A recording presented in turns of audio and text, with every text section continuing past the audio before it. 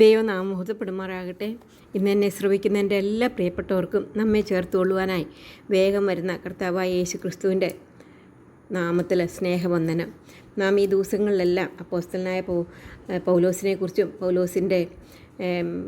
പൗലോസിൻ്റെ സ്വഭാവവിശേഷതകളെക്കുറിച്ചും പൗലോസിൻ്റെ കഷ്ടതകളെക്കുറിച്ചും പൗലോസിൻ്റെ മിഷണറി യാത്രകളെക്കുറിച്ചും പൗലോസ് മറ്റുള്ള വിശ്വാസികളെ എങ്ങനെയാണ് കരുതുന്നത് എന്നുള്ളതിനെക്കുറിച്ചും പൗലോസിൻ്റെ പ്രാർത്ഥന സ്വഭാവത്തെക്കുറിച്ചും ഒക്കെ നമ്മൾ പഠിക്കുകയായിരുന്നല്ലോ. ഇന്ന് നമ്മൾക്ക് അപ്പോസ്തലനായ പൗലോസ് എപ്പഫ്രാസിനെക്കുറിച്ച് പറയുന്ന ചില കാര്യങ്ങൾ ഇന്ന് നമുക്ക് ചിന്തിക്കാം. ഒന്നാമതായിട്ട് പൗലോസ് പറയുന്ന എപ്പഫ്രാസിനെക്കുറിച്ച് പറയുന്നത് അവൻ ക്രിസ്തുവിൻ്റെ ദാസനാണ് എന്നുള്ളതാണ്. അത് കൊലോസി ലേഖനം 4-ാം അധ്യായത്തിൻ്റെ 12-ാം വാക്യത്തിൽ നിങ്ങളിൽ ഒരുത്തനായ ക്രിസ്തേശുവിൻ്റെ ദാസനായ എപ്പഫ്രാസ് നിങ്ങളെ വന്ദനം ചെയ്യുന്നു. നിങ്ങളിൽ ഒരുത്തൻ. ഈ കൊലോസ്യ വിശ്വാസികൾക്ക് പറയുവാനുള്ളത് എപ്പഫ്രാസ് അവരിൽ ഒരുത്തനാണ് എന്നാണ്. കാരണം എന്താണെന്ന് വെച്ചാൽ അവിടെ അനേകം നാളുകൾ എപ്പഫ്രാസ് ഉണ്ടായിരുന്നു എന്ന് നമുക്ക് മനസ്സിലാക്കുവാനായിട്ട് സാധിക്കും. അപ്പോൾ ദൈവത്തിൻ്റെ ദാസനായ ക്രിസ്തേശുവിൻ്റെ ദാസൻ എന്നുള്ളതാണ് ഒന്നാമതായിട്ട് കാണാനായിട്ട് സാധിക്കുന്നത്. രണ്ടാമതായിട്ട് പറയുന്നത് എപ്പഫ്രാസിനെക്കുറിച്ച് പറയുമ്പോൾ വിശ്വസ്ത ശുശ്രൂഷകനാണ്. അവൻ ശുശ്രൂഷകൻ എന്ന് മാത്രമല്ല വിശ്വസ്ത ശുശ്രൂഷകനാണ്. നാം സാധാരണയായി മറ്റുള്ളവരെ കുറിച്ച് പറയുമ്പോൾ അവരെ ഒന്ന് താഴ്ത്തിക്കെട്ടാൻ നോക്കുകയാണെങ്കിൽ അത് നമ്മൾ ചെയ്യും. അല്ലെങ്കിൽ എന്തെങ്കിലും അവരെക്കുറിച്ച് കുറ്റം ഉണ്ടെങ്കിൽ അത് പറയാനാണ് നാം ശ്രമിക്കാറുള്ളത്. എന്നാൽ പ്രിയ സഹോദരന്മാരെ, നാം ഈ പൗലോസിൻ്റെ ജീവിതത്തെക്കുറിച്ചൊന്ന് ചിന്തിച്ച് നോക്കുമ്പോൾ അവൻ മറ്റുള്ളവരെ തന്നെക്കാൾ എത്ര ശ്രേഷ്ഠനെന്ന് എണ്ണുന്ന ഒരു സ്വഭാവം വിശേഷം നമുക്ക് കാണാനായിട്ട് സാധിക്കും. അപ്പോൾ ഇവിടെ എപ്പഫ്രാസിനെക്കുറിച്ച് പറയുമ്പോൾ അവൻ വിശ്വസ്ത ശുശ്രൂഷകനായിരുന്നു. ശുശ്രൂഷകൻ നിന്ന് തന്നെയല്ല, അവൻ വിശ്വസ്ത ശുശ്രൂഷകനായിരുന്നു.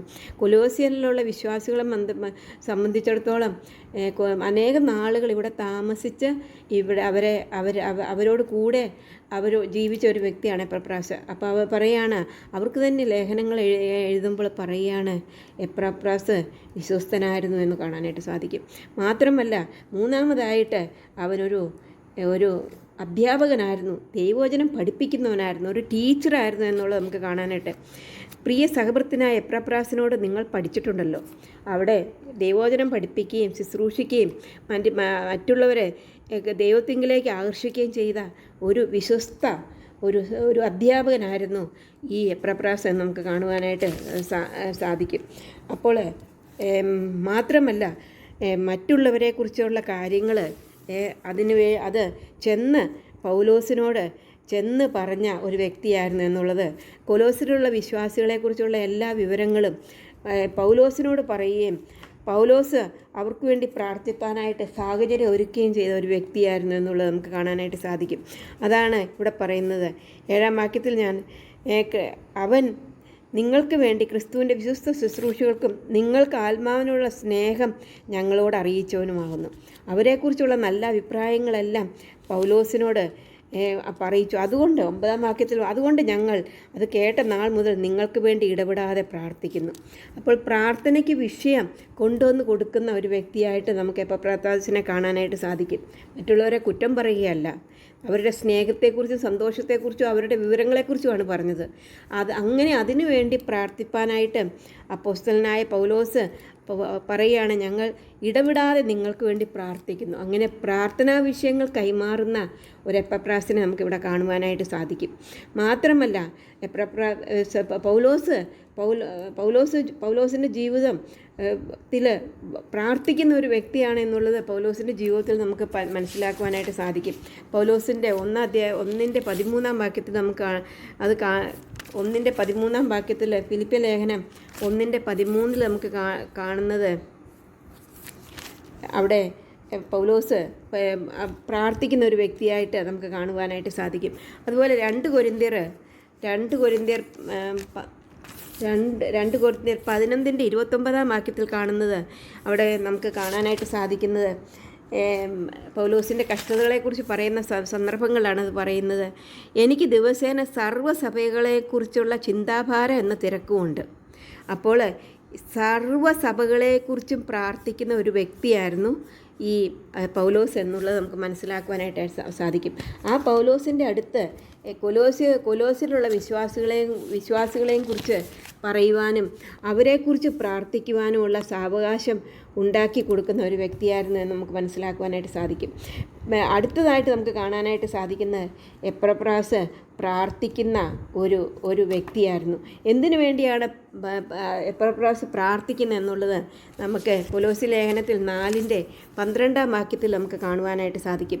നിങ്ങൾ തികഞ്ഞവരും ദൈവഹിതം സംബന്ധിച്ച് പൂർണ്ണ നിശ്ചയമുള്ളവരായി നിൽക്കേണ്ടതിന് അവൻ പ്രാർത്ഥനയിൽ നിങ്ങൾക്ക് വേണ്ടി എപ്പോഴും പോരാടുന്നു.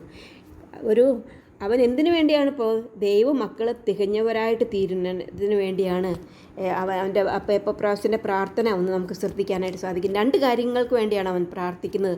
നിങ്ങൾ തികഞ്ഞവരായി തീരണം. രണ്ടാമതായിട്ട് നിങ്ങൾക്ക് ദൈവഹിതം എന്താണെന്നുള്ളത് നിങ്ങൾ തിരിച്ചറിഞ്ഞ് ദൈവഹിതം അനുസരിച്ച് ജീവിക്കുന്നവരായിരിക്കണം. അതിനുവേണ്ടി അധ്വാനിക്കുകയും പ്രാർത്ഥിക്കുകയും ചെയ്യുന്ന ഒരു വ്യക്തിയെ നമുക്ക് കാണാനായിട്ട് സാധിക്കും.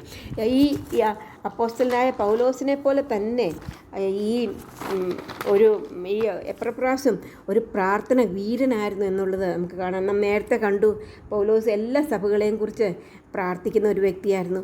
ഇവിടെ എപ്പഫ്രാസിനെ കുറിച്ച് പറയുമ്പോൾ 4:13 വാക്യത്തിൽ നിങ്ങൾക്കും അപ്പം നിങ്ങൾക്കെന്ന് പറയുമ്പോൾ കൊലോസ്യയിലുള്ള വിശ്വാസികൾക്കും ലവുദോക്യക്കാർക്കും ഹീരപ്പൊലിക്കാർക്കും വേണ്ടി അവൻ വളരെ പ്രയാസപ്പെടുന്നു. അവൻ പ്രാർത്ഥനയിൽ നിങ്ങൾക്ക് വേണ്ടി തന്നെയല്ല, നിങ്ങൾക്കും ലവുദോക്യക്കാർക്കും ഹീരപ്പൊലിക്കാർക്കും വേണ്ടി അവൻ വളരെ പ്രയാസപ്പെടുന്നു എന്നുള്ളതിന് ഞാൻ സാക്ഷിയാണ്. അപ്പോൾ ഒരു പ്രാർത്ഥന, പൗലോസ് അപ്പോസ്തലനെ പോലെ തന്നെ പ്രാർത്ഥന വീരനായിരുന്നു എപ്പഫ്രാസ് എന്ന് പറയുന്നത്.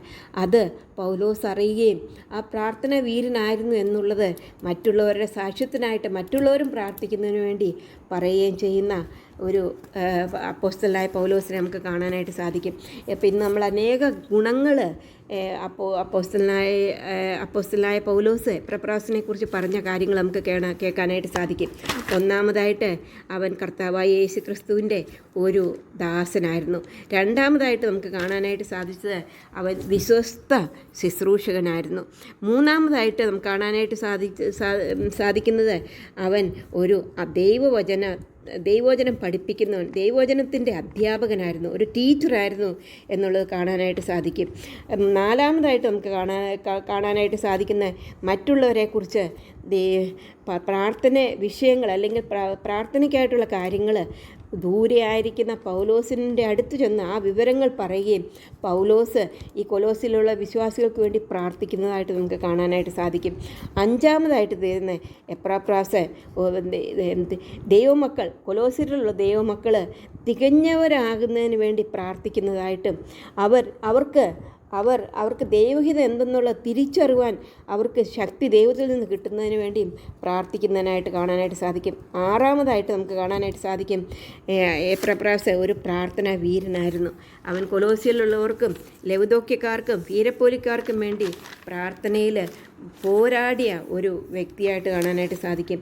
മാത്രമല്ല പൗലോസ് അപ്പോസ്തലൻ കാരാഗൃഹത്തിലായിരുന്നപ്പോൾ അവിടെയും എപ്പഫ്രാസ് പൗലോസിനോട് കൂടെ ഉണ്ടായിരുന്നു.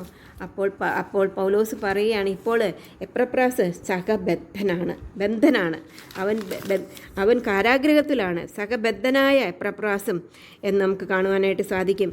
അത് ഫിലോമൻ എഴുതിയ ലേഖനത്തിൽ ക്രിസ്തേശുവിൽ എൻ്റെ സഹബദ്ധനായ എപ്പഫ്രാസും നിങ്ങൾക്ക് വന്ദനം ചെല്ലുന്നു എന്നാണ് പറയുന്നത്. അവർ രണ്ടുപേരും ഇപ്പോൾ കാരാഗൃഹത്തിലും അവർ മറ്റുള്ളവർക്ക് വേണ്ടി കരുതുന്നവരാണ്, മറ്റുള്ളവർക്ക് വേണ്ടി പ്രാർത്ഥിക്കുന്നവരാണ് എന്ന് നമുക്ക് മനസ്സിലാക്കുവാനായിട്ട് സാധിക്കും.